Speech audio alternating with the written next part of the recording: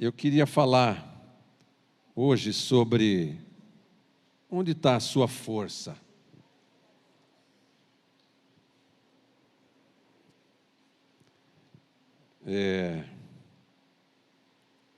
Cada pessoa confia em alguma coisa, acha que a sua força está em alguma coisa, né?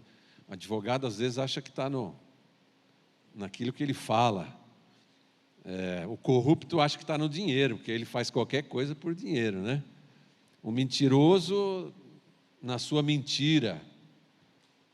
O gênio acha que está na inteligência. Cada pessoa enxerga força em algo, e em geral em si mesma também, né? E aquilo gera vaidade. Eu sou bom nisso, eu faço isso, eu faço aquilo. E eu me lembro que, já convertido há uns 5, 6 anos, Deus falou assim para mim: para de pedir coisas para o seu pai. Será que ele tinha alguma coisa contra meu pai?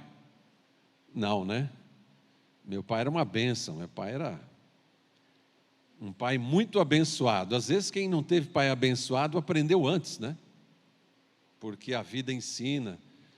Eu não, se eu tropeçasse em alguma coisa, eu corria lá no meu pai e falava: pai, me ajuda aí. Ele dava dinheiro, tinha lá os recursos dele. E Deus pediu para mim para eu não pedir mais nada para ele. Eu entendi a mensagem, eu entendi o que ele estava falando. Confia naquele que pode te lançar no céu ou no inferno. Confia naquele que pode todas as coisas, porque um dia vai acontecer de aquilo ou aquela pessoa na qual nós confiamos, que a gente vê força, ela não tem a força para nos ajudar, não é? O criador da Apple lá, como é que ele chama? Rico, né? Riquíssimo. Aí ficou doente, morreu com 50 e poucos anos. Então, todo o poder, toda a força, todo o dinheiro não serviu para ele. Então, eu queria refletir sobre isso hoje com você, querido. Onde que está a nossa força? E eu vou citar como exemplo, poderia pegar algum homem aí, né, do momento, algum personagem, mas eu vou falar de um cara que a Bíblia fala bem dele, fala bem assim de conteúdo, mas não de caráter, que é o diabo. Ele é um ser completamente sem caráter. E ele também tinha sua força. Se você observar, se você ler a Bíblia, você vai ver que ele agia segundo a força do próprio braço dele.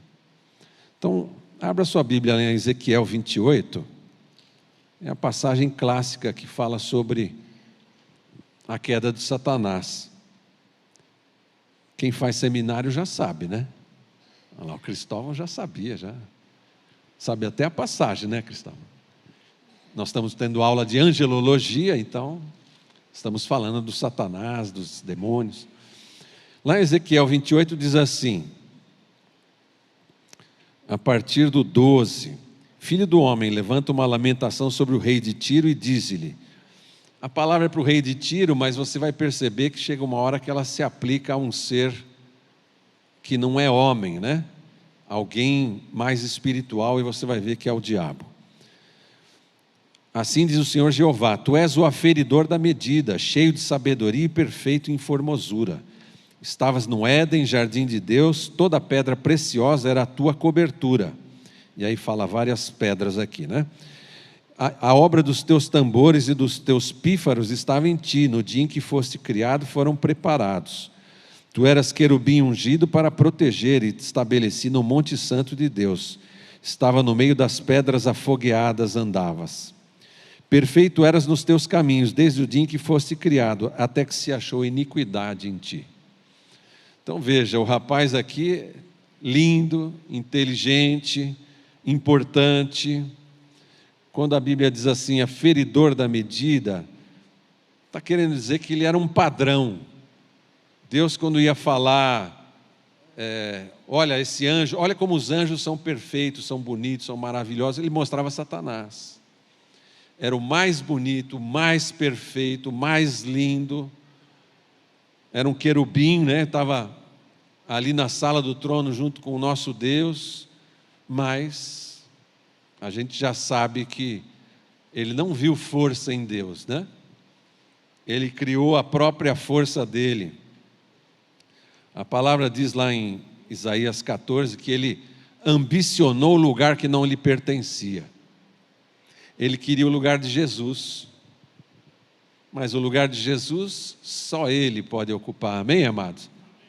Nós vamos ver isso já já aqui na frente, nós vamos ter certeza disso. Só ele, mas ele cobiçou, o diabo cobiçou o lugar de Jesus. E eu quero dizer para você, querido, que é bom a gente ter um objetivo na vida, a gente estabelecer objetivos, mas não como o diabo fez. Estabeleceu um objetivo impossível para ele, um objetivo antiético, um objetivo ruim.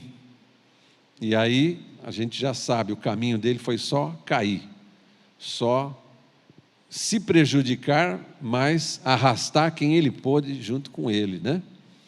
A pessoa que anda no mal, em geral, é assim, ela gosta de carregar os outros junto com ela.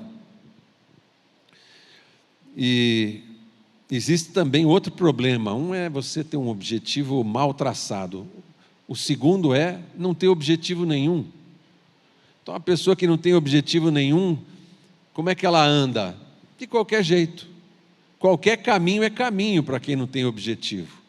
Se você não sabe para onde você vai viajar, você pega qualquer estrada. Qualquer convite é aceitável, porque você não sabe para onde você está indo. Você não estabeleceu, você não planejou, você não tem um objetivo na vida. Veja, essas duas coisas são muito ruins. Traçar um objetivo equivocado ou não traçar nenhum objetivo. A terceira alternativa que eu quero te mostrar é: seja humilde, reconheça a sua limitação e trace um objetivo segundo a vontade de Deus. Amém, querido? Consulta a Deus. Deus não quer impor a vontade dele. Ele quer que você concorde. E enquanto você não estiver de acordo, ele não fala, porque ele não quer te influenciar. Às vezes a gente pensa assim, se Deus falar, eu vou lá e faço. Mas ele não fala enquanto o seu coração não está preparado. Por quê? Para que você depois não diga, Deus me obrigou. Então, a pessoa mais madura não é aquela que fala assim, Deus mandou, Deus falou, Deus... Porque essa está jogando a responsabilidade para Deus, né? A mais madura é falar, eu decidi juntamente com Deus. Amém, amado? Mas vamos voltar aqui para o nosso exemplo aqui, que é o diabo, né?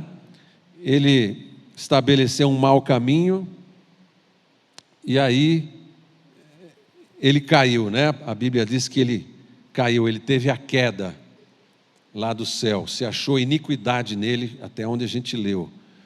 E aí ele foi expulso do céu. Jesus expulsa o diabo do céu. Acredito que tenha sido um momento solene, onde Deus mostrou quem ele era em profundidade e disse: quem estiver comigo, fica aqui atrás de mim. Quem estiver com o diabo, vai lá com ele. E 1/3 dos anjos do céu seguiu o diabo. Por que você diz isso, pastor? Porque lá em Apocalipse 12:4 diz que o dragão arrastou 1/3 das estrelas do céu. E a Bíblia não estava falando de estrela, porque as estrelas não caíram todas na terra, senão já tinha acabado o mundo, o universo. Essas estrelas são seres espirituais. Então nós podemos concluir que 1/3 dos anjos caiu junto com Satanás. Que estrago, né? Que estrago, amado. 1/3 seguiu aquele que causou a divisão. Às vezes na igreja tem divisão, não tem, amados? Em geral, causada por alguém movido pelo diabo. Porque a igreja foi feita para andar em comunhão, em unidade. A igreja foi feita para fundir uma com a outra, não para dividir. Amém, amados? Amém. Eu espero que vocês entendam essa palavra, ela tem uma certa profundidade. Amém? O pessoal das 9 captou bem, eu espero que vocês captem também. Como Deus é bom, né? Deus é perfeito, Ele é verdadeiro, certamente quem foi junto com o diabo foi enganado. Que Jesus disse que o diabo é o pai da mentira. Ele enganou 1/3 dos anjos do céu, aí ele é expulso, ele cai aqui na terra. O que ele quer fazer aqui na terra? Enganar.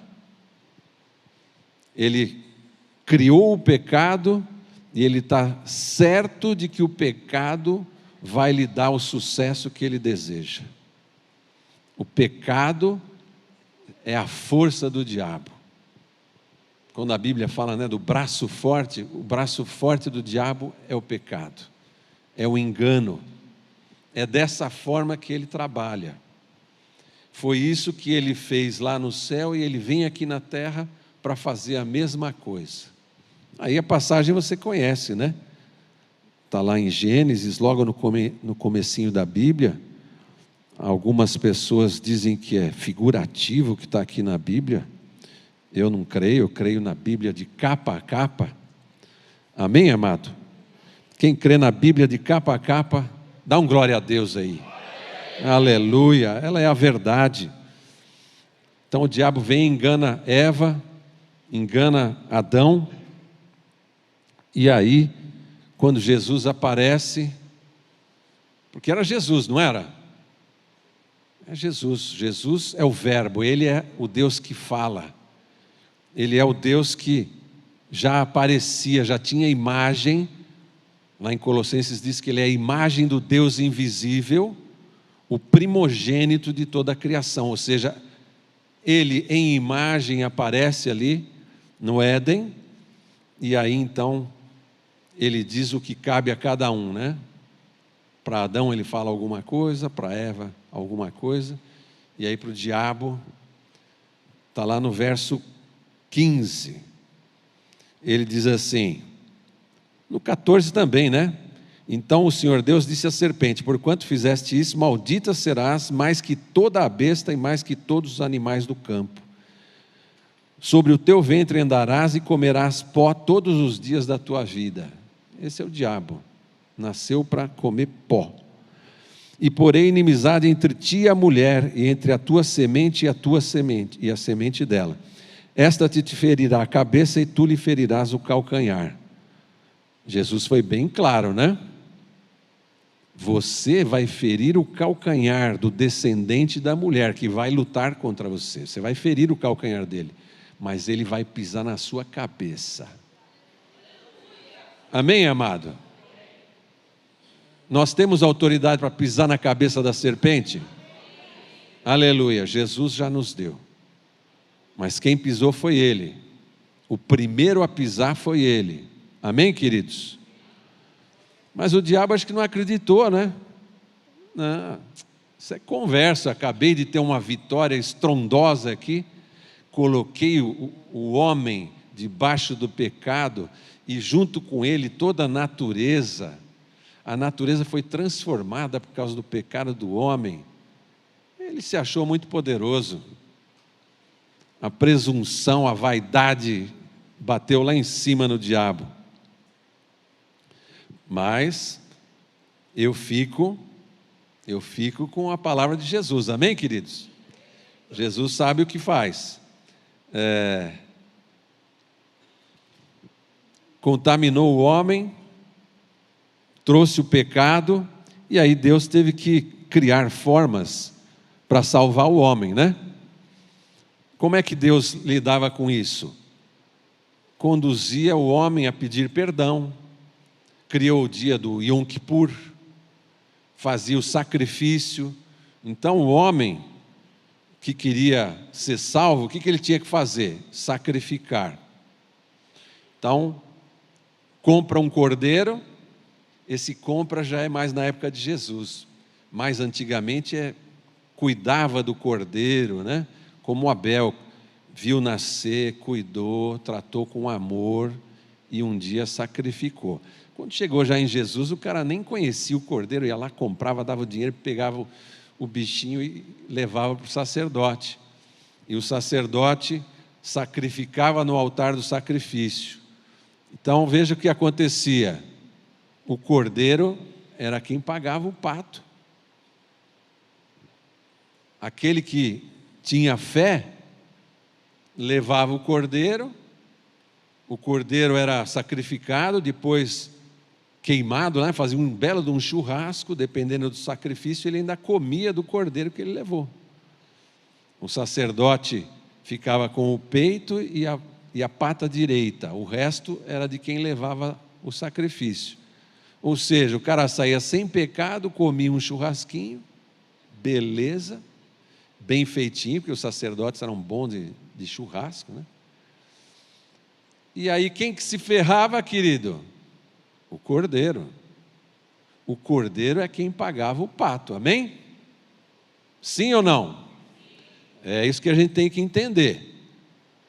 Aí, nesse sistema, vai levando esse sistema, ele vai perdendo um pouquinho da essência, porque as pessoas perdem o carinho que elas tinham pelo cordeiro, né? O cordeiro pelo menos era querido lá no começo, já no final era uma formalidade. E aí quando as coisas perdem sentido, Deus renova, amém? E aí ele manda Jesus. Você viu o poder do diabo, estava no pecado. Estava em manter o homem debaixo do pecado. Aí vem Jesus, e qual é o projeto dele, querido? Salvar? Amém? Projeto número 1, vou salvar aqueles que estão lá. E aí, logo de cara assim, né, no ministério dele, João Batista fala: eis aí o Cordeiro de Deus. Meu Deus, quando eu estudei a fundo isso, eu fiquei assustado. Então quer dizer que Jesus vai carregar todo o pecado, vai ser morto, o seu corpo vai ser comido, e eu vou sair numa boa. É esse o projeto? Sim? Amém ou não amém, amado? Você está chocado? Calma, você não viu nada. O projeto era esse. Jesus morre na cruz e nós somos salvos. Mas você sabe, as pessoas que morriam naquele tempo iam para o Hades. O Hades é a mansão dos mortos. Lá em Lucas 16 você percebe que tem o lugar de tormento, onde foi o rico, né? Lembra da passagem do rico e do Lázaro? E o Lázaro vai para o seio de Abraão, que é um lugar bom no meio do Hades. E o rico vai para o lugar de tormento. E qual é o critério para ir para um lugar ou outro? Estar sem pecado. Amém? Aquele que fez o sacrifício, chega lá sem pecado, vai para o seio de Abraão. E o que está cheio de pecado, vai para o lugar de tormento. Não sei se você percebeu, mas o amado da nossa alma, como Cordeiro de Deus, ele morreu e carregou todos os nossos pecados na cruz. Aleluia, porque ele carregou. Mas e ele, quando chegasse no Hades, ia ter moleza para ele? Não. Cheio de pecado. Não dele, mas nosso. Aonde que ele ia parar? Na mão do diabo. Então, às vezes a gente pensa assim: não, Jesus é Deus, chegou lá, fez o que quis. Tá? Ele segue as regras que ele mesmo criou. O mundo espiritual é feito de princípios. Jesus segue todos estes princípios. Então, ele vem como homem, ele vem para ser o cordeiro, só que ele sabe que o cordeiro é quem paga o pato. O cordeiro é aquele que morre, é comido, é desprezado, mas é quem resolve a parada. Mas e ele? E ele como homem? Porque lembra que ele é homem.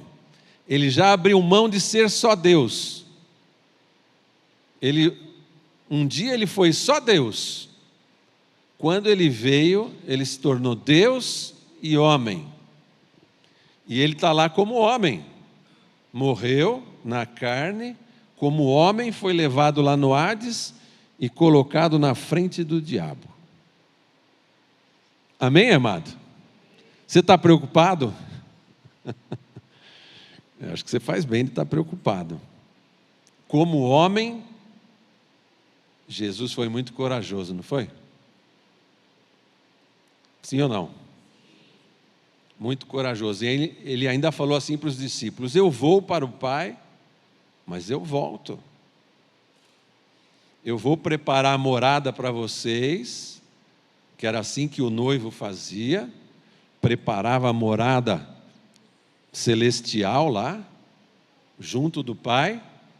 Depois ele mandava o companheiro pegar a noiva e levar para a festa de casamento. Era assim no casamento hebraico. O companheiro do noivo, que é Jesus, você sabe quem é, não sabe? Quem é? Espírito Santo. Ele é o companheiro do noivo. Então, Jesus, ele falou: eu vou voltar. Ô, glória, né?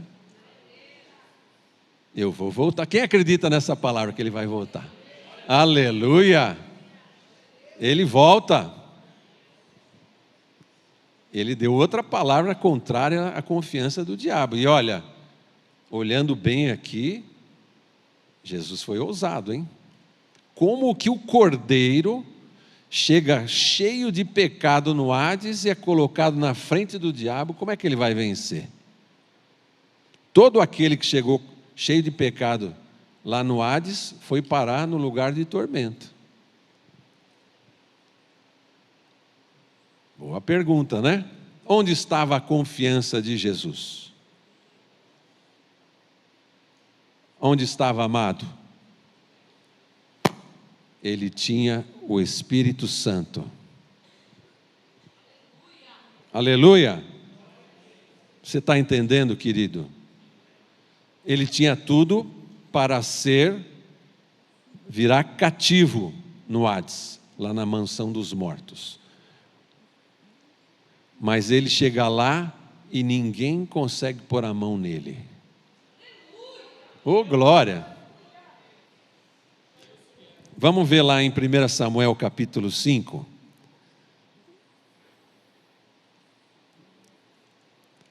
O Velho Testamento, muitas vezes, ele conta uma história que ilustra muito bem algo no Novo Testamento. 1 Samuel capítulo 5 ilustra muito bem. Puxa vida.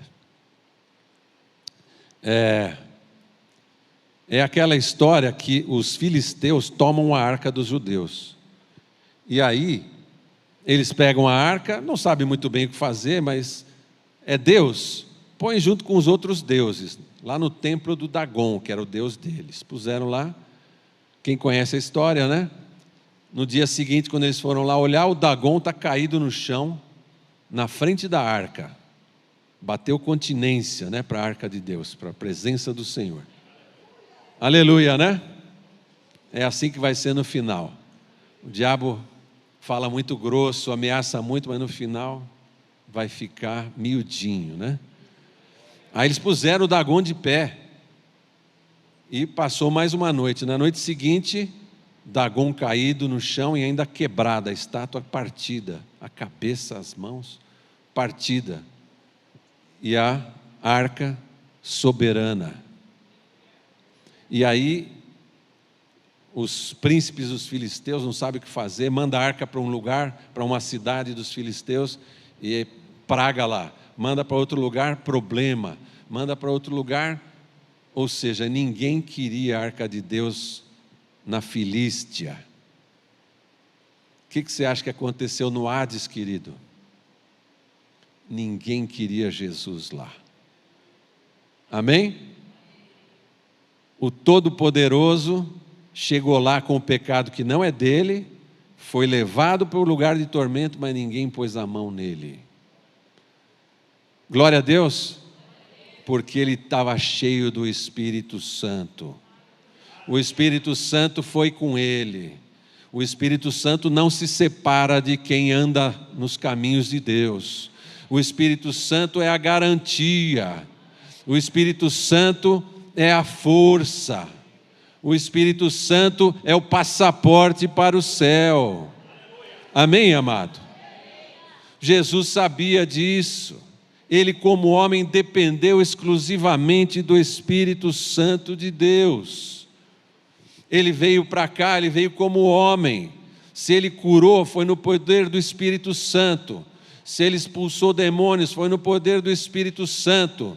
Tudo o que ele fez foi no poder do Espírito Santo de Deus. E quem está cheio do Espírito Santo de Deus obedece às coisas de Deus. Amém, amado? Não tem dificuldade de obedecer a Deus quem está cheio do Espírito Santo. Muito pelo contrário, a obediência é a alternativa mais óbvia daquele que está cheio do Espírito Santo de Deus. Aleluia!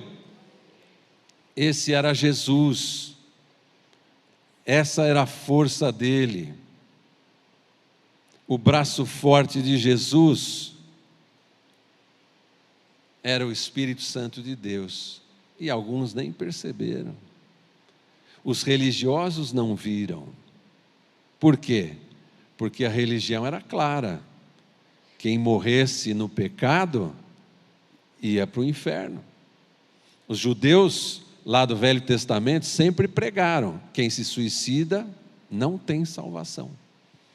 Se você for num velório de judeu que se suicidou, eles mentem.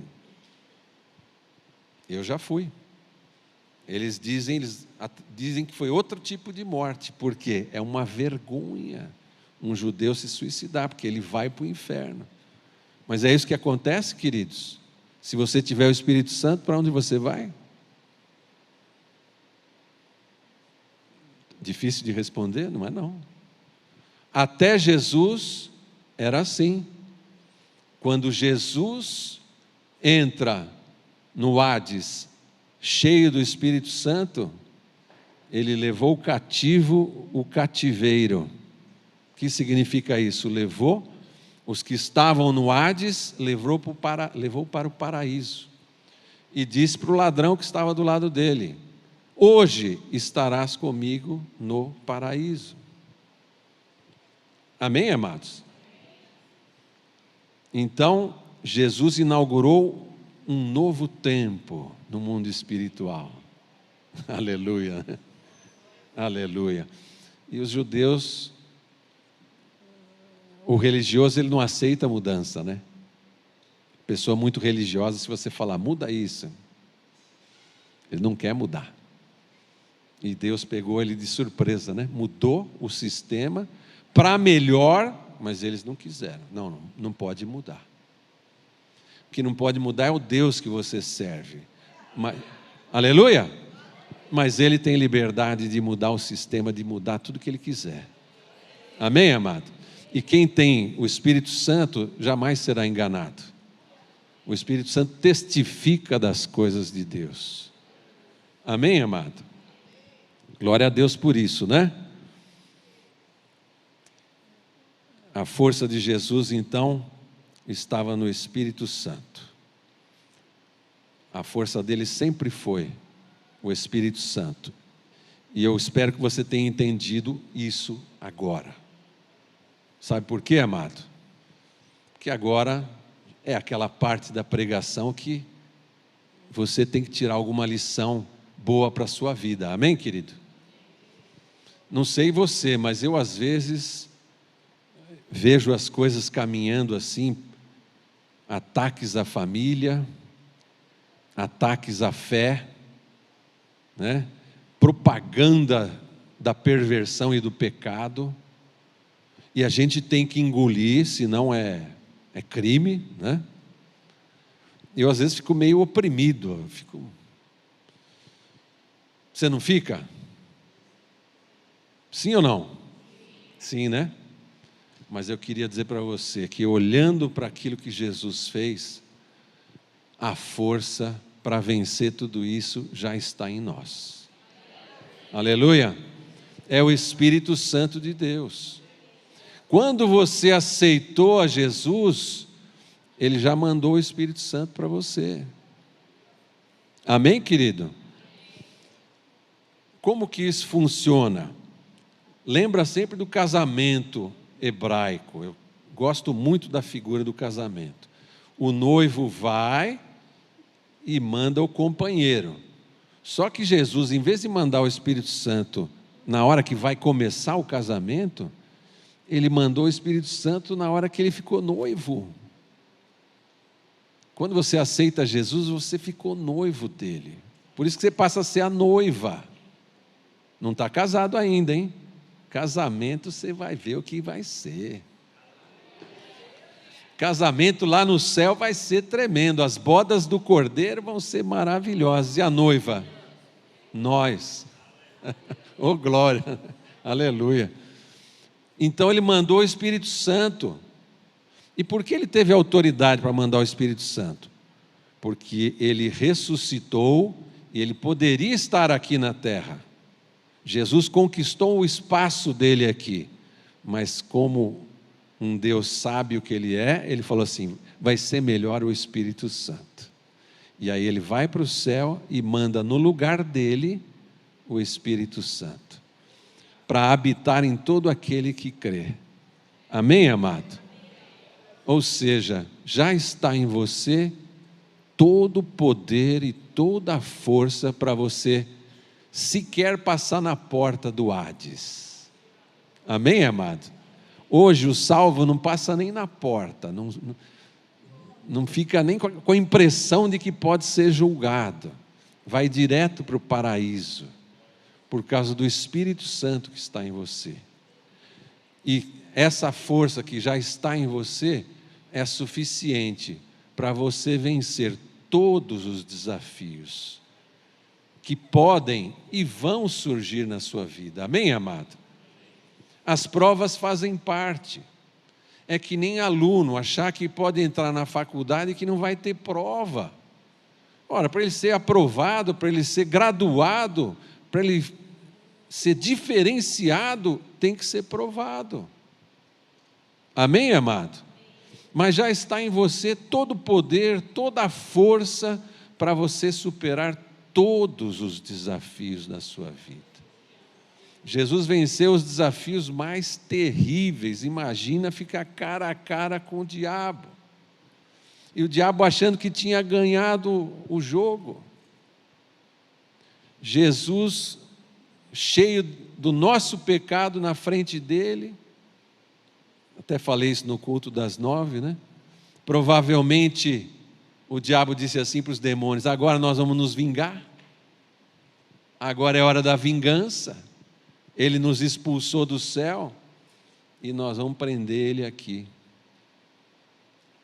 Qual foi a surpresa? Que ele não conseguia fazer nada contra Jesus. Se o Dagon caiu perante Jesus, Satanás também caiu. Dobradinho, que nem humildezinho, com a cara no chão na frente de Jesus. Amém, amados? Esse desafio você pode vencer também. Eu não sou Jesus. É lógico que não é, mas Ele é um noivo muito carinhoso, muito cuidadoso. Já enviou o companheiro para ficar juntinho da gente e garantir que você vai para o céu casar com Ele. Aleluia, amado. Aleluia. Aleluia. E Ele não quer causar nenhum trauma para você. Mas eu sofri isso, eu sofri aquilo. Aprenda. Todos os desafios que você sofrer, você só vai mostrar uma coisa: o amor que você tem por Ele. Assim como Ele mostrou o amor que Ele tem por nós. Amém, amado? Glória a Deus. O Senhor Jesus, Ele mostrou a parte mais importante do amor. Para nós ficou só um pedacinho. Suporta um pouquinho. Amém, amado? Suporta. Eu, nesse mês de outubro, na escola bíblica, eu falei sobre os mártires cristãos.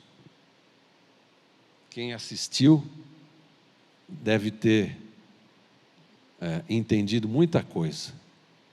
São homens de Deus que perderam a posição, a casa, a família, a dignidade, né, porque era preso e condenado, e a vida. Eram torturados e mortos, mas foram felizes, contentes, se acharam abençoados de serem martirizados em nome de Cristo, em nome de Jesus. Sabe por quê, querido? O Justino, ele disse assim, para aquele que iria matá-lo: você não pode me causar dano verdadeiro. Esse dano que você acha que você já me causou e vai me causar, não é verdadeiro. Querido, só um ser espiritual entende isso. Você é um ser espiritual. Você nasceu lá no alto, lá na casa do Pai, e veio para cá como um peregrino, como um embaixador, mas um dia nós vamos voltar. Amém, amado? Essa é a nossa vida verdadeira. O momento que nós estamos aqui, nós estamos trabalhando pela nossa pátria, trabalhando para o nosso presidente, que é Jesus. Então hoje, no dia da eleição, não tema nada. Seja lá o que acontecer nas urnas ou fora das urnas, o Senhor é Deus. Nós temos o Espírito Santo e pode vir o que virá, nós estamos preparados e venceremos e triunfaremos e estaremos com Cristo no final. Amém, amados? Amém. Chamar aqui os levitas para nos ajudarem nesse momento, que eu quero fazer um apelo para você, querido.